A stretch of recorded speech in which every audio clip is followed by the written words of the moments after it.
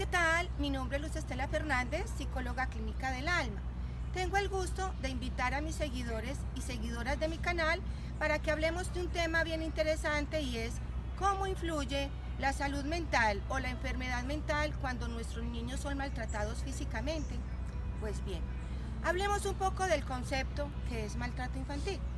Según la Organización Panamericana de Salud, año 2004, tiene conceptualizado que el maltrato infantil es todo acto de agresión que se le proporciona a un menor de edad de menor de 18 años y este maltrato puede ser físico, emocional, psicológico y también contempla el maltrato físico, el abuso sexual infantil, que ahorita vamos a hacer una parte de este tipo de maltrato. Y es todo acto que acontece sobre el menor porque él no tiene la capacidad ni física, ni emocional, ni psicológica de defenderse de su agresor.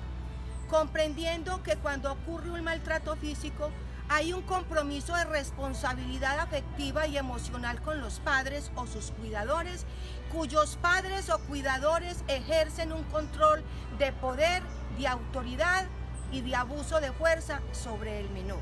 Eso es un concepto global de lo que es el maltrato físico. Pues bien, el maltrato físico trae unas consecuencias neurobiológicas. Significa que cuando al niño se le propicia un golpe, físicamente va a repercutir en la parte límbica de su cerebro. Significa que nosotros en el cerebro tenemos unas estructuras y unas funciones mentales que están en pleno desarrollo. Pues bien, a partir de los 5 años o hasta que el niño tiene los 5 años, el cerebro del menor es totalmente vulnerable porque apenas sus funciones están en una maduración y vamos a hablar de que hay unos procesos neurocognitivos tales como la migración neuronal, que consiste que millones de células o millones de neuronas empiezan a migrar o empiezan a repartir funciones, sea para la parte motora, para la parte de la memoria, para la parte cognitiva, para el procesamiento de la información. Eso se llama migración neuronal. Y vamos a tener otra que se llama la sinapsis neuronal, que significa que cuando el niño está en los primeros años de crecimiento, el cerebro se expande en millones y millones de neuronas, más impresionantes de millones que podríamos compararlas hasta con las estrellas del universo. Entonces, cuando el niño empieza a tener esa sinaptogénesis, o sea, un crecimiento de células nerviosas, el niño está en toda su capacidad de obtener el máximo aprendizaje. Pues nos damos cuenta que el niño en los primeros años es donde empieza a tener los máximos conocimientos en cualquier área que a ellos se le incluyan. Ejemplo, un niño hasta los 5 años puede tener 5 idiomas, puede saber los mejores deportes, puede tener los mejores conocimientos cognitivos, porque estamos hablando de que ese crecimiento de neuronas les está ayudando a que ellos empiezan a interiorizar ese conocimiento. Bien, en el cerebro del niño de 1 a 5 años ocurre otro proceso neurobiológico que se llama la poda neuronal. ¿Qué es la poda neuronal? Cuando hay tanto crecimiento y que solamente las células nerviosas utilizan un poco de ellas para las funciones en las cuales reparten, van a sobrar millones de neuronas que no van a ser necesarias. Entonces el cerebro es tan inteligente que lo que hace es que poda, corta, hace que esas neuronas que no van a estar en función mueran. Eso lo hace un cerebro dentro de su maduración normal. Bien, pero vamos a hablar del pero. Cuando un niño es maltratado físicamente, está influyendo en la estructura biológica y química de su cerebro. Cuando un niño recibe maltrato físico, deja una huella indeleble en el cerebro límbico, que es la parte funcional donde se recesionan todas las emociones, y a futuro ese niño, producto del maltrato físico, va a tener unas consecuencias emocionales como un estrés postraumático, o el niño que en el contexto escolar muestra una ansiedad, muestra una actividad, una hiperactividad, muestra una inquietud, y es probable que sea producto del maltrato físico. ¿Por qué probable? Porque nosotros tenemos que tener en cuenta que cuando hay un comportamiento disfuncional en el menor o en el adulto, hay variables. Ejemplo, tenemos la parte que es genética, que es un sello que va a decir que esa información proviene de una secuencia de ADN en el cual esa persona va a tener esa enfermedad, llamémoslo como un sello totalmente fija. Pero los científicos estudiosos del tema han demostrado que los genes, de acuerdo a una exposición, que los genes, de acuerdo a un maltrato físico o emocional o psicológico o abuso sexual infantil, transforma la genética, porque esa parte que influyó en la emoción que fue tan grave en el cerebro del menor, vulneró la genética y la transformó. Entonces, adicional a los estudios, ya se está comprobando que un gen no es estable, sino que de acuerdo a unas influencias externas se puede modificar. Y de hecho, la literatura que se recogió para darles esta información, fueron elaborados estudios preclínicos, estudios con metaanálisis y revisiones científicas basadas y comprobadas que el maltrato infantil afecta la neurobiología del cerebro y afecta el normal desarrollo del cerebro del menor. Vamos a hablar un poco de ese neurodesarrollo. Cuando el niño está en formación, que está adquiriendo conocimientos, que está adquiriendo experiencias, ocurre dentro de nuestro cerebro algo que se llama plasticidad cerebral. La plasticidad cerebral es que todo cerebro, sin distinción, tiene la oportunidad de moldear su cerebro en positivo o en negativo de acuerdo a las experiencias que reciba el cerebro. Ejemplo, cuando el niño nace y está en un espacio enriquecido, tiene oportunidades de lúdica, tiene padres afectivos, tiene un ambiente musical, un ambiente creativo, el cerebro de ese niño se está transformando en positivo porque va a adquirir funciones y destrezas mucho más competentes de cara al niño que cuando está en un ambiente empobrecido o en un ambiente de violencia intrafamiliar, pues vamos a ver unos comportamientos totalmente disfuncionales. Cuando ocurre el maltrato físico, vamos a hablar de las consecuencias, porque también el maltrato físico, vamos a hablar un poco del maltrato físico cuando está el niño dentro del vientre, o sea, el maltrato físico prenatal y el maltrato físico postnatal.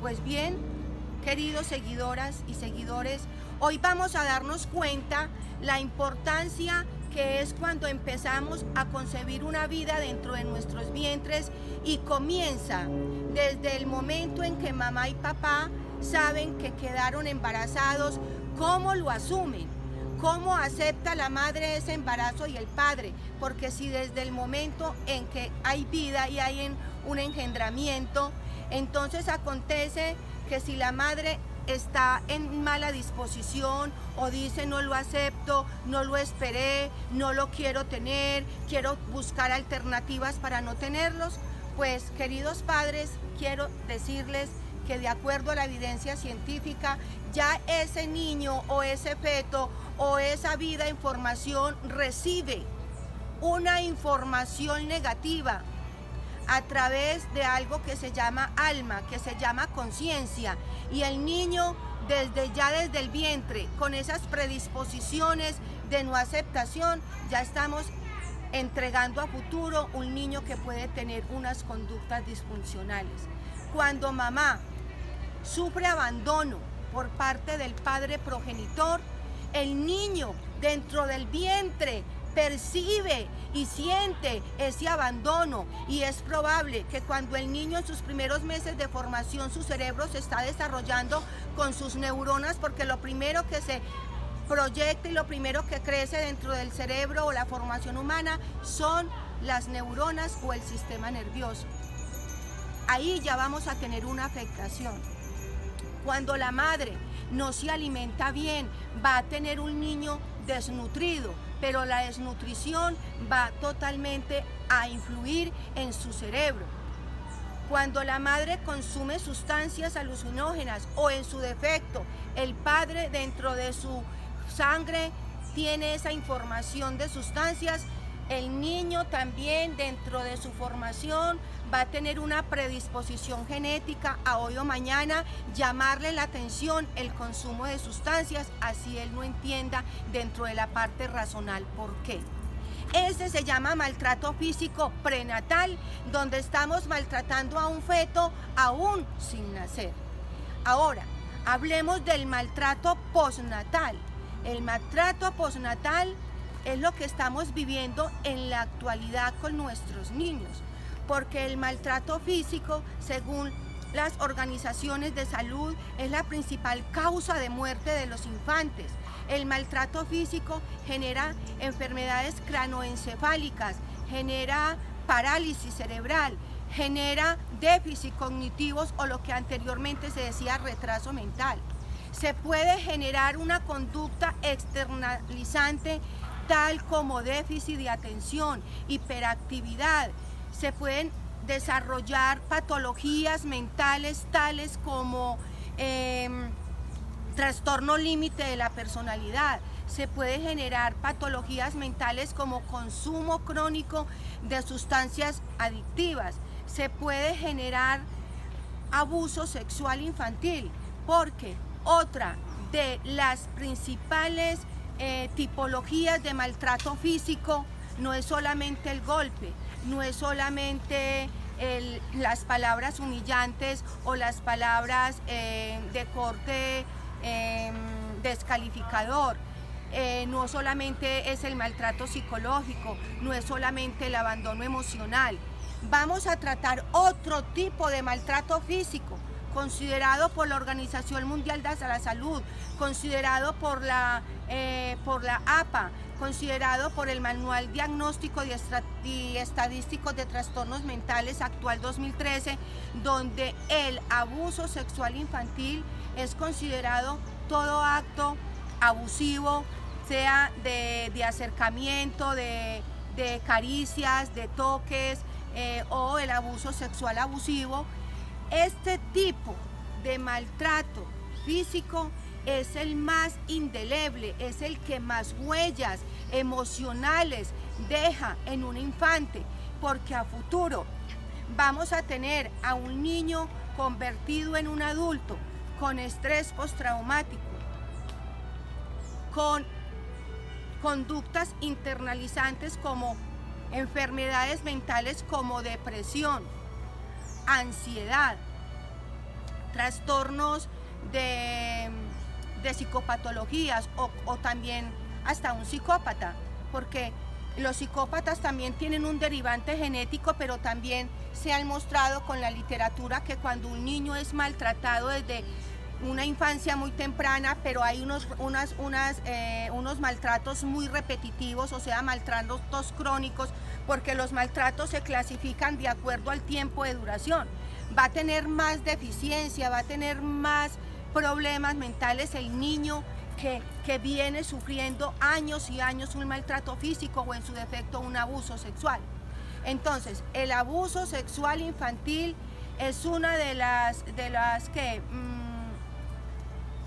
los criterios clínicos que más daño le hacen a la salud mental del niño, porque la conducta a futuro de este menor puede ser que se convierta en un victimario y haga daño de acuerdo al esquema que le generaron a él. Le dañan o le transforman totalmente su identidad, su parte de la identidad que está formada en el cerebro, porque la identidad sexual no está clasificada en un órgano femenino o masculino, sino que en el cuarto mes se forma en el cerebro, la identidad se forma en el cerebro, entonces trastoca la identidad del menor o la menor. Entonces, el abuso sexual infantil, que es un tema de que está en auge, es a nivel mundial, donde las cifras ya no son ni siquiera auténticas, sino que hay subregistros, porque no todos los temas de abuso sexual infantil están denunciados o están en proceso, sino que están guardados, sea por cuestiones familiares o por no discriminación, o bien porque van a tener sus motivos para no denunciar un abuso. Entonces, está también clasificado de acuerdo a la literatura científica que las niñas tienden a ser más abusadas que los niños, mientras que los niños tienden a ser, son lastimados físicamente. Entonces, el niño en este momento está expuesto a mucho tipo de maltrato, y en la actualidad uno de los maltratos físicos que más están recibiendo nuestros infantes, hablemos de nuestro contexto, es el niño abandonado. De hecho, hay unos estudios que están invitando a que investiguemos hasta dónde el abandono tiene una correlación con la no inteligencia emocional, hasta dónde el abandono está propiciando que el niño sea tímido, que el niño sea retraído, que el niño no socialice. Y el hecho de que un niño no socialice y que el niño no comparta con sus pares, también estamos incluyendo otro tipo de comorbilidad a ese abuso infantil de abandono, y es que el niño está creciendo solo, que el niño no tiene cómo expresar sus emociones. Entonces, en el abandono lo que se crea es un depósito emocional totalmente vacío, que el niño a través de sus primeros años, que no logra compensar ese afecto producto de un abandono. Pero es que el abandono no solamente es una adopción, es que el abandono es de los padres que por circunstancias sociales, económicas, deben de permanecer todo el tiempo en casa. Entonces, el refugio de un menor es la televisión, son programas tecnológicos, o son programas que está convirtiendo ese programa en el ídolo o el maestro del niño, porque no tiene un contexto de protección. Entonces, este tipo de abandonos está generando unas huellas bastante emocionales en el menor, porque está generando otra enfermedad, otra comorbilidad llamada estrés postraumático, o el niño que está recibiendo factores estresantes, pero que él no sabe de dónde vienen, y esos factores estresantes van a un contexto educativo, esos factores estresantes van a expresarse con los pares, o que el niño golpea, que el niño maltrata de la misma manera que él es maltratado, porque el niño en un contexto familiar entrega lo que da. Porque hablando de tipología de maltrato infantil, también hay que tocar el tema que es considerado igual maltrato infantil cuando el niño es expuesto a conflictos entre los padres y el niño presencia este tipo de violencia. Entonces, indirectamente, el niño también está siendo maltratado. ¿Cuál es el mensaje de este tema hoy? Es psicoeducar. Entonces, vamos a educar a las madres que están en gestación, o las madres que pueden venir a futuro a tener sus hijos. Pues bien, queridas mamás, con estas recomendaciones de obtener una buena salud mental de ustedes como gestantes, empezando por la alimentación, por el sueño, por los buenos hábitos, por tener un ambiente enriquecido lleno de afecto. Desde el momento en que yo soy feliz al contemplar la idea de que voy a ser madre, ya estamos generándoles a nuestros hijos, a esos futuros hijos, les estamos generando unas estructuras límbicas, unas estructuras emocionales, unas estructuras cognitivas, unas estructuras de personalidad, de seguridad, que van a ser de positivo para la construcción de la sociedad y de sus familias. Pues bien, Como madres y padres también es importante dentro de este campo de psicoeducación centrarme un poco que si bien es cierto el maltrato físico genera unos cambios estructurales en la neurobiología y la maduración del niño en formación, también es cierto que comprendo y es una necesidad psicoeducarlas sobre cómo ustedes pueden detectar a tiempo a un abusador, porque dentro de las tipologías de maltrato, una de las más álgidas es el abuso sexual infantil. Pues bien, anteriormente habíamos hablado de que las encuestas y las estadísticas nos muestran que son más las niñas abusadas de cara a los niños. Vamos a dar unos tips de cómo ustedes van a reconocer que el abusador sexual está en su casa. Paradójicamente, las características de personalidad de un abusador es que presenta una manera de ser muy agradable, es una persona muy simpática, inteligente. La inteligencia social de un abusador es bastante interesante porque sabe acercarse tanto a la víctima como a las familias de manera que quede inadvertido. Entonces, el abusador está dentro de la misma casa, usualmente, porque estos abusadores lo que hacen es que perpetúan el abuso y lo repiten. Y ahí en esa repetición es donde generan el daño neurológico, porque a medida de que haya mucha cronicidad o la persona o el niño o la niña se exponga durante muchos años a un abuso sexual, mayores son los daños neurológicos en su cerebro y por lo tanto en su comportamiento. Por ende, cuando un niño o una niña es abusada y crece o empieza la preadolescencia o empieza esas primeras experiencias en las áreas educativas, ya el niño o la niña empieza a manifestar unas conductas que nada tienen que ver con un normal desarrollo de cara a sus pares. Y cuando el niño ya tiene una edad de preadolescencia es donde se activa y empieza a florecer esa enfermedad mental como consecuencia del abuso. Una de las comorbilidades más peligrosas de un abuso es lo que llamamos una depresión, sea infantil o la depresión de los adolescentes. Entonces, nosotros como padres, como cuidadores, debemos de estar muy alertas cómo el niño, cuando es abusado, cambia totalmente el comportamiento.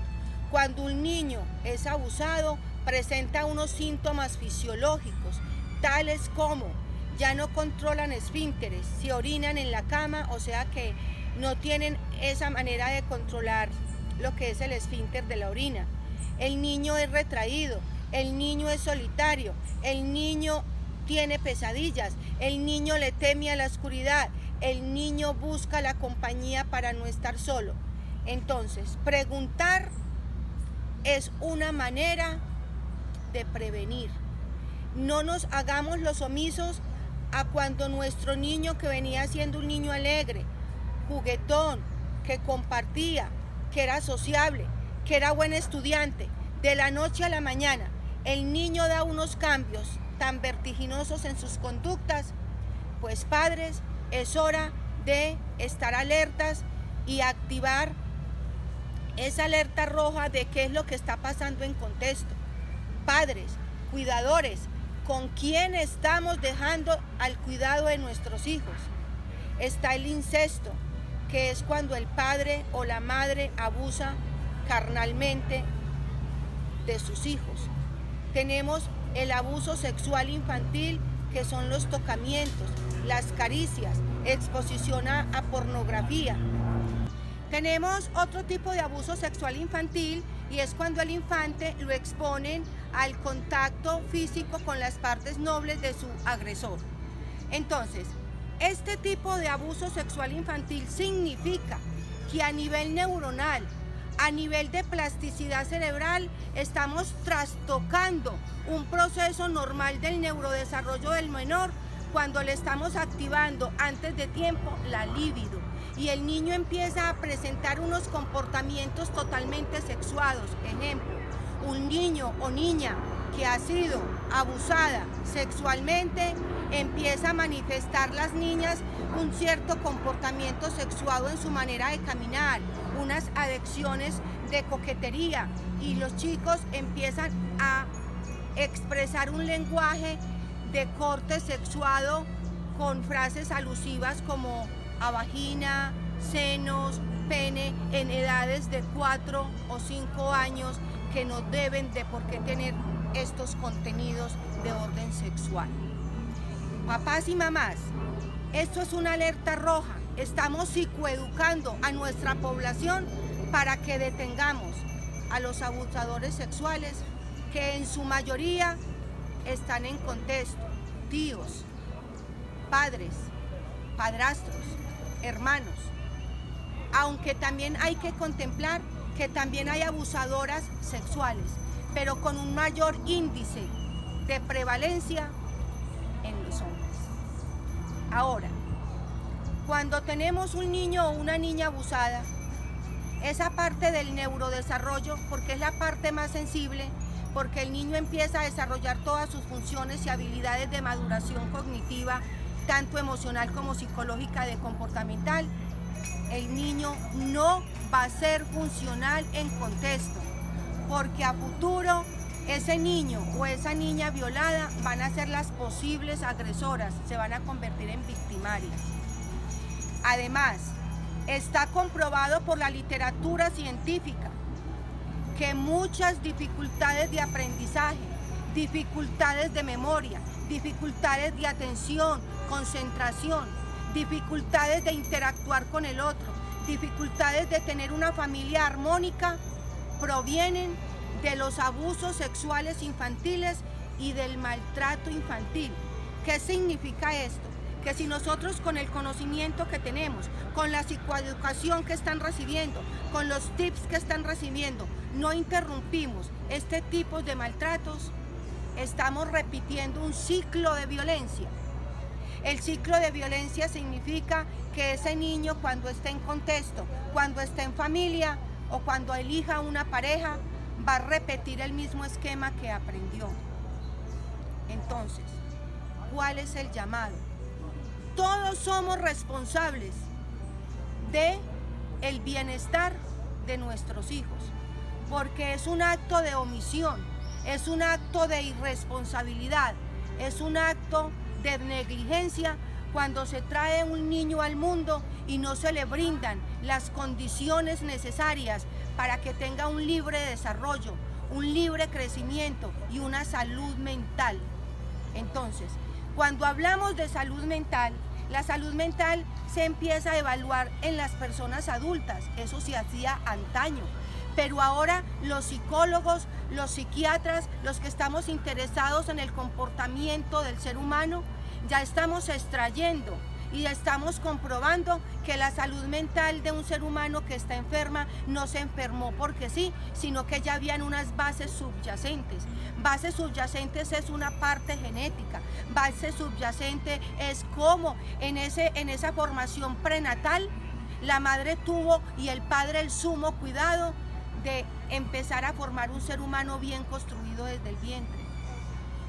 Cuando tenemos una patología mental, empezamos a hacer una anamnesis, empezamos a descubrir, empezamos a desenmarañar la historia de esa vida desde el primer momento en que fue concebida o desde el primer momento que madre y padre supieron que lo iban a hacer.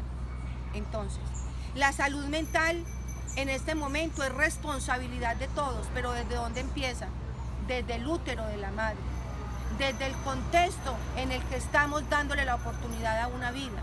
Es más, según muchos estudios o estadistas comprometidos con la salud mental, es muy posible, es muy probable que el 40 o 50% de la población mundial hayan sido maltratados física, emocional, sexualmente, y esos comportamientos se ven reflejados, se ven permeados en personas que están en cárceles, en jóvenes que están con déficits cognitivos, en personas que están inclusive muertas antes de tiempo porque se generaron enfermedades cerebrovasculares o existieron ictus o hubo enfermedades cerebrales por unos golpes que no fueron bien propinados. Entonces, lo que nosotros vemos en contexto no es el producto de un presente, es el producto de cómo fuimos construidos desde el mismo momento en que fuimos levantados en el vientre, porque a partir de que recibimos ciertas informaciones, esas estructuras neuronales empiezan a formarse, sea muy bien o en su defecto ya vienen con algunas patologías producto de las variables del maltrato físico que acabamos de mencionar. Queridos padres, cuidadores, hagamos un alto en el camino, observémonos más. Pensemos hasta dónde yo como padre estoy siendo responsable de ese rol, hasta dónde yo como padre estoy generando un abandono, pero es que el abandono es el abandono emocional, porque el cuidador del niño no es la persona apta, porque el cuidador del niño está expuesto a que el mismo cuidador sea el depredador o la depredadora sexual de su hijo, porque miren algo, señores, seguidores y seguidoras, cuando un victimario va a atacar a su víctima, psicológicamente ya le hizo un estudio. Cuando la persona va a atacar a su víctima, ya la estudió, pero siempre ataca a la persona vulnerable. El violador no va a violentar al niño que está protegido, al niño que tiene afecto, al niño que es seguro, al niño que tiene una comunicación asertiva y afectiva con sus padres. El violador siempre va a atacar al niño o a la niña vulnerable, a la niña sola, a la niña que la dejan encerrada en la casa mientras papá va a trabajar. El depredador sexual siempre mira que su víctima es fácil de acceder. Es fácil de acceder también la niña o el niño que sufren de desafecto emocional. Ejemplo, hace poco salió en Semana, que fue en este mismo transcurso de semana, en la revista Semana, narran la historia en Perú de una niña de 11 años que se comunica con alguien por el Facebook. El padre estaba hospitalizado y la niña lo que quería era contarle a esa persona que estaba atravesando por una situación emocional. Quería hablar con alguien de su sufrimiento.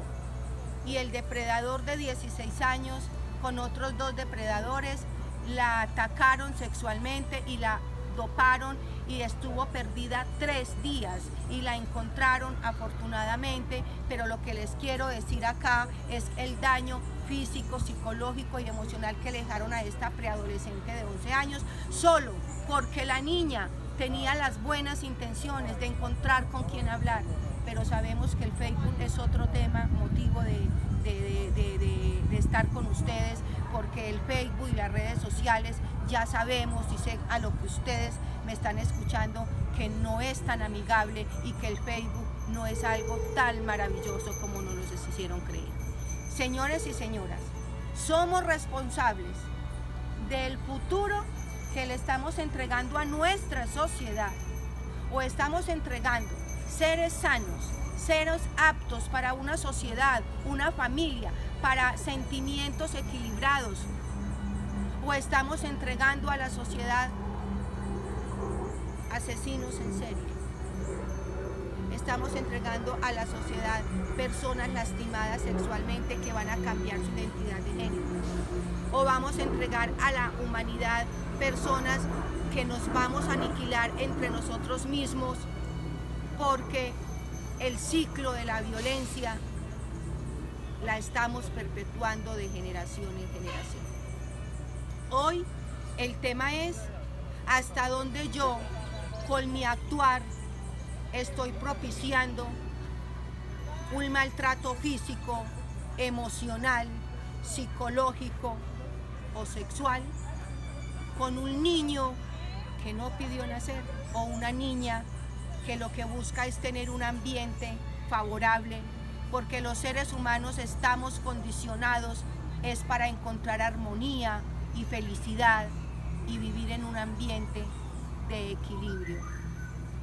Esa es la razón de la existencia, vivir en armonía ayudándonos sin lastimarnos. Queridos oyentes, espero que este tema sea de una gran reflexión. Hasta la próxima, seguidores y seguidoras. Muchas gracias.